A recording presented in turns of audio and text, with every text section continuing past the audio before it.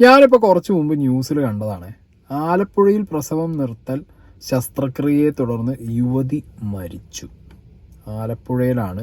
ആലപ്പുഴയിലെ woman and children hospital Alappuzha, വനിതാ ശിശു ആശുപത്രി ആലപ്പുഴ, അവിടെയാണ് ഈ ലേഡി മരിച്ചത്. അപ്പോൾ അതിനെ തുടർന്ന് അവരുടെ ഫാമിലി റിലേറ്റീവ്സൊക്കെ ഇതൊരു മെഡിക്കൽ നെഗ്ലിജൻസ് ആണെന്ന് പറഞ്ഞിട്ട് അവർ ന്യൂസിലൊക്കെ വരുന്നുണ്ട്. ആലപ്പുഴയിലെ ഈ ഒരു particular woman and children hospital Alappuzha beach സൈഡുള്ള വനിതാ ശിശു ആശുപത്രിയിൽ ഇതിപ്പോൾ ഈ ഒരു കേസ്, ഓക്കെ, അതായത് പ്രസവം നിർത്താൻ പോയൊരു സ്ത്രീയുടെ മരണം, കുട്ടികളുണ്ടായതിനു ശേഷം അവരെ പാരൻസിന് കൊടുത്തത് മാറിപ്പോവുക, കുട്ടികളുടെ കുത്തിവെപ്പിനെ തുടർന്ന് കുട്ടികൾക്ക് ഇഷ്യൂസ് ഉണ്ടാവുക, ഇതിനു മുമ്പ് പ്രസവ വാർഡിൽ പ്രസവിക്കാൻ കയറിയ ഒരു സ്ത്രീയുടെ മരണം.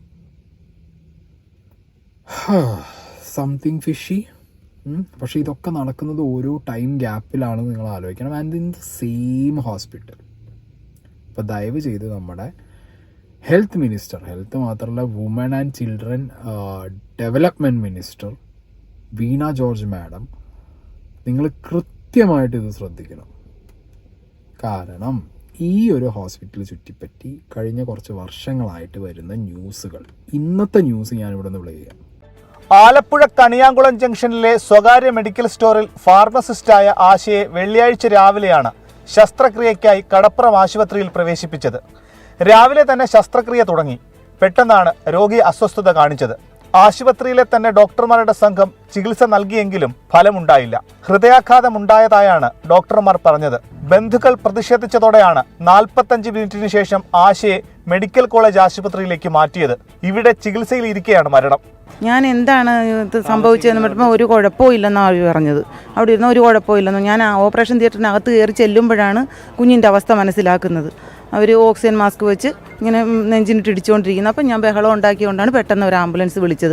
അതുവരെ അവരതിനകത്തിട്ട് ഒന്നും പറയാതെ ചെയ്തുകൊണ്ടിരിക്കുമായിരുന്നു. ലാപ്രോസ്കോപ്പിക് സർജറിക്ക് സാധാരണ സങ്കീർണതകളൊന്നും ഉണ്ടാകാറില്ല. വനിതാ ശിശു ആശുപത്രി അധികൃതരുടെ വീഴ്ചയാണ് സംഭവത്തിന് പിന്നിലെന്നും അന്വേഷണം വേണമെന്നും ആവശ്യപ്പെട്ട് പരാതി നൽകുമെന്നും ബന്ധുക്കൾ പറയുന്നു. അന്നേരം മരിക്കുമെന്നാ പറഞ്ഞു. അന്നേരം മരിക്കുമെന്നാ പറഞ്ഞു. അറിയാവോ? അങ്ങനെയാ പറഞ്ഞത്. നമ്മൾ എന്ത് ചെയ്യാൻ പറ്റും?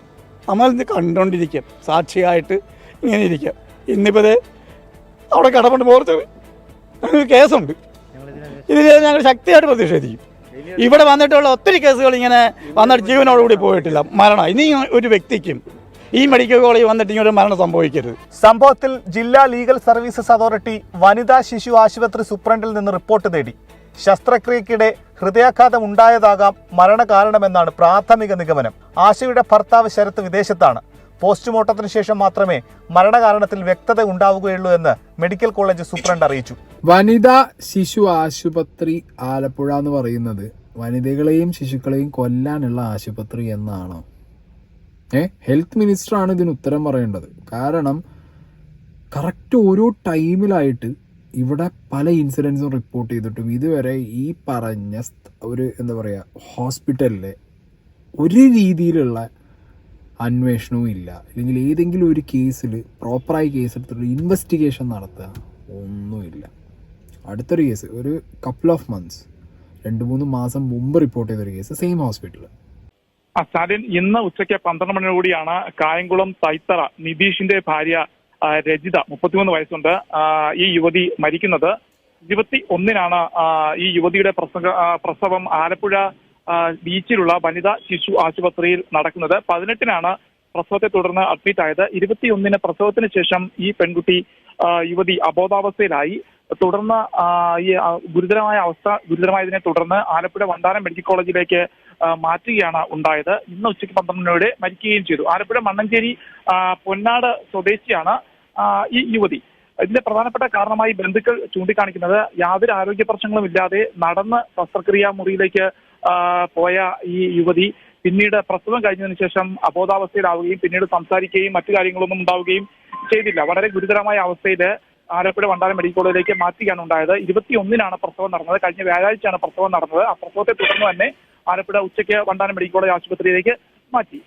ആലപ്പുഴ വണ്ടാനം മെഡിക്കൽ കോളേജ് ആശുപത്രി ഡോക്ടർമാർ പരമാവധി ഈ പെൺകുട്ടിക്ക് വേണ്ട ചികിത്സ, അതൊരു ജീവനിലേക്ക് തിരിച്ചു കൊണ്ടുവരാനുള്ള എല്ലാ കാര്യങ്ങളും ചെയ്തെങ്കിലും ഈ വനിതാ ശിശു ആശുപത്രി പ്രസവം നടന്ന അല്ലെങ്കിൽ ആ സ്ഥലത്തെ പിഴവുകൾ ഇതിന് കാരണമായിട്ടുണ്ട് എന്നാണ് ബന്ധുക്കൾ നമ്മളോട് പറയുന്നത്. വനിതാ ശിശു ആശുപത്രി ആലപ്പുഴയിലെ കുറച്ച് മാസങ്ങൾക്ക് മുമ്പ് റിപ്പോർട്ട് ചെയ്തൊരു മരണ വാർത്ത. ഓക്കെ, എഗെയിൻ ഫുൾ ആരോഗ്യത്തിൽ പ്രസവിക്കാൻ ചെന്നൊരു ലേഡി മരിച്ചിട്ടാണ് പുറത്തു വരുന്നത്. കഴിഞ്ഞിട്ടില്ല. ആലപ്പുഴ കടപ്പുറത്തുള്ള വനിതാ ശിശു ആശുപത്രിയിൽ ചികിത്സയിലിരിക്കെ കുത്തിവയ്പ്പെടുത്ത 11 കുട്ടികൾക്കാണ് ശാരീരിക പ്രശ്നങ്ങളുണ്ടായത്. കുട്ടികൾക്ക് തളർച്ചയും വിറയലും ഛർദിയും ഉണ്ടായെന്ന് മാതാപിതാക്കൾ മനോരമ ന്യൂസിനോട് പറഞ്ഞു.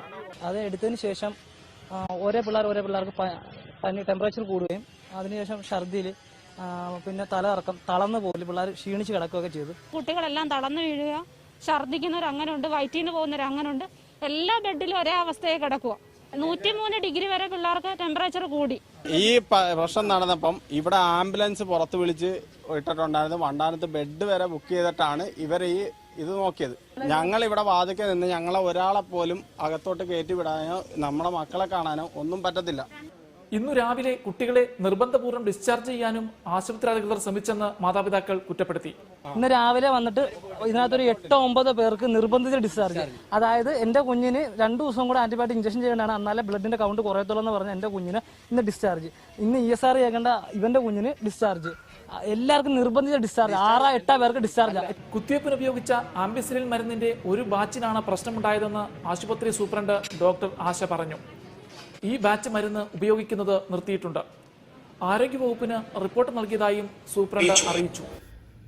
പ്രസവം നിർത്താൻ വരുന്ന സ്ത്രീ മരിക്കുന്നു, പ്രസവിക്കാൻ വരുന്ന സ്ത്രീ മരിക്കുന്നു. കുത്തിവയ്പ്പിന് കൊണ്ടുവരുന്ന കുട്ടികൾക്ക് മരുന്ന് കുത്തിവെച്ചിട്ട് കുട്ടികൾക്ക് വിറയലും പനി. ഭാഗ്യത്തിന് കുട്ടികൾ മരണപ്പെട്ടില്ല, കുട്ടികളെ മാറിപ്പോയി.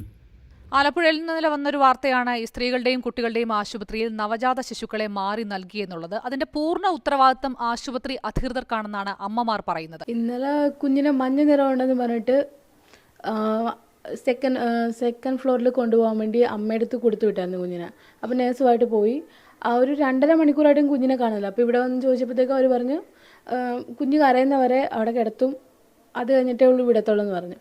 എന്നിട്ട് ഒരു 6:30 ആയപ്പോഴത്തേക്കും കുഞ്ഞിനെ റോസ്മിയുടെ കുഞ്ഞ് കരയുന്നെന്ന് പറഞ്ഞ് അവർ അമ്മേനെ വിളിച്ച്. അപ്പോൾ അമ്മ ചെന്ന് കുഞ്ഞിനെ വാങ്ങി ഇങ്ങോട്ട് വരുക. പെൺകുട്ടീനെ തന്നിട്ട് എനിക്ക് പെൺകുട്ടീനെ അമ്മയുടെ കൈ കൊടുത്തു വിട്ടത്. അപ്പോൾ അമ്മ ഫ്ലോറിൽ ഇങ്ങോട്ട് നടന്നു വരുമ്പോഴത്തേക്കും നോക്കി കുഞ്ഞിനോട് സംസാരിച്ചിട്ടൊന്നും അവനാകുമ്പോഴത്തേക്കും എന്തെങ്കിലും കണ്ണ് വെച്ചാൽ റെസ്പോണ്ടൊക്കെ ചെയ്യും. ഇതൊന്നും ചെയ്യുന്നില്ല. അപ്പോൾ നോക്കിയപ്പോൾ കുഞ്ഞ് മാറി. അമ്മ ഓടി അവരുടെ അടുത്ത് കൊണ്ടുവന്ന്. അപ്പോഴത്തേക്കും അവർ റോസ്മി എന്നാ ആ സമയത്ത് വിളിച്ചത്. അവരായിട്ട് മാറ്റി പറഞ്ഞു, അശ്വതി എന്നാണ് വിളിച്ചത്, നിങ്ങളാണ് ടർക്കിയുടെ നിറം കണ്ടെടുത്തിട്ട് പോയി എന്ന് പറഞ്ഞ്. കുഞ്ഞിൻ്റെ കയ്യിൽ ടാഗുണ്ട്, ടാഗ് നോക്കിയിട്ടല്ലേ, അതും ഒരു ഹൗസ് കീപ്പിംഗ് സ്റ്റാഫിൻ്റെ കയ്യിലാണ് കൊടുക്കുന്നത്. നമുക്കല്ലേ മനസ്സിലാകത്തുള്ളൂ എന്ത് വേദന തിന്നാ കുഞ്ഞുങ്ങൾ ഇതാവുന്നതെന്ന്. ഞാൻ ഒരുപാട് എൻ്റെ കുഞ്ഞിനെ അബോർഷൻ വരെ ചെയ്യണമെന്ന് പറഞ്ഞു. അത്രയും സ്ട്രെയിൻ എടുത്ത് ഇതുവരെ ആക്കി കുഞ്ഞിനെ കിട്ടിയപ്പോൾ അതിനെയും കൊണ്ട്. അശ്വതിക്ക് എപ്പോഴാണ് മനസ്സിലായത് ഈ സംഭവം കുഞ്ഞുങ്ങളെ മാറി എന്നുള്ള വിഷയം? എൻ്റെ അമ്മ ലാസ്റ്റ് ആയിരുന്നു പോയിട്ടുണ്ടായിരുന്നത്. അപ്പോൾ 2 മണിക്കൂറെങ്കിലും വെയിറ്റ് ചെയ്യുമല്ലോ. അപ്പോൾ അമ്മ വെയിറ്റ് ചെയ്തിട്ട് അമ്മയുടെ പേര് വിളിച്ചില്ല, റോസ്മി തോമസ് എന്ന് വിളിച്ചപ്പോൾ ഈ ആൻറ്റി ചെന്ന് കുട്ടിയെ വാങ്ങി താഴെ ഇറങ്ങി. ആൻറ്റിക്ക് മനസ്സിലായതുകൊണ്ടാണ് ഞങ്ങളുടെ കുഞ്ഞിനെ ഞങ്ങൾക്ക് തിരിച്ചു കിട്ടിയത്. ഒരു ഹോസ്പിറ്റലിലെ അവസ്ഥയാണ് ഇത്. വീണ ജോർജ് മാഡം അറിയാനും കേൾക്കാനും വേണ്ടിയിട്ടാണ് കണ്ടിന്യൂസ് ആയിട്ട് ഡിഫറെൻറ്റ് ടൈപ്പ് ഓഫ് കേസസ് ഒരേ ഹോസ്പിറ്റലിൽ കുട്ടികൾക്കും അമ്മമാർക്കും വേണ്ടിയുള്ള ആലപ്പുഴയിലെ ബീച്ച് ഹോസ്പിറ്റലിൽ വനിതാ ശിശു ആശുപത്രിയിൽ നിന്ന് different type of cases. Miss handle ചെയ്യുക ഒരു കേസ്, മിസ്മാനേജ്മെൻറ്റ്, മെഡിക്കൽ നെഗ്ലിജൻസ്. എന്താണ് മാഡം, കണ്ണ് തുറക്കാൻ പറ്റുമോ? ബസ്സിൽ പോയ സമയത്ത് അത് ആലപ്പുഴ വഴി പോയില്ലേ നവകേരളേൻ്റെ ബസ്? ഈ ന്യൂസൊന്നും കണ്ടില്ലേ? ചോദിച്ചാൽ നമ്മളെതിരെ കല്ലെറിയും. ഹെൽത്ത് മിനിസ്റ്റർ ഉത്തരം പറയണം.